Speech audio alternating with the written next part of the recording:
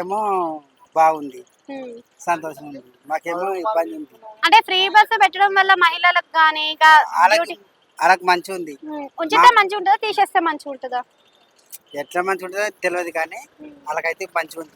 మాకే మరి ఆడవాళ్ళకి మగవాళ్ళకి అంటే ఇచ్చుకుంటూ పోతే మరి రాష్ట్రంలో రెవెన్యూ ఏడికెళ్ళి వస్తుంది? రేట్లు పెరుగుతాయి కదనే అన్న, అన్ని ఫ్రీ ఇస్తే అదే మనం బతికేయడానికి కూడా కష్టమైతుంది. వాళ్ళ దగ్గర వాళ్ళ దగ్గర తక్కువ తీసుకుంటుండు, మా దగ్గర పెంచుతుండు. సరి సమానం చేస్తాడు అంతేనా? రేట్లు పెంచిండు కరెంట్ గురించి దేంట్లో ఇస్తుండు, దాంట్లో కూడా తీస్తుండు. సొంతంగా ఇస్తలేడు కదా. అంటే మనం కట్టి పనులతో అన్ని అంటూ కరెంట్ ఇప్పుడు ఫ్రీగా ఇస్తున్నాడు కదా, మరి కరెంట్ వచ్చే టైం చెప్తారు. కరెంట్ కూర్చోట అంటే ఇప్పుడు జీరో బిల్ వస్తుంది. జీరో బిల్ వస్తుంది కానీ ఒకసారి 200 దాటితే పైన పడతాడు. మొత్తం కట్టాల్సిందే, మొత్తం కట్టాలి అట్లా. ఇక అదేంది, ఇంకా దేంట్లో ఒక్కొక్క దాంట్లో తీస్తూనే ఉన్నాడు ఇంకా అట్లా. అంటే ఇప్పుడు సర్వేలు చేసిరు కదా, ఇందిరమ్మ ఇల్లు ఇస్తామని చెప్పి, మీకు సర్వే జరిగిందా?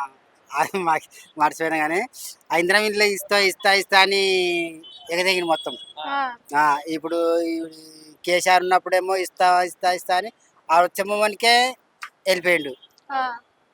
ఇప్పుడు ఇవి రేవంత్ రెడ్డి ఏమో ఇస్తాడో ఏందో ఇయ్యంతే ఏందో.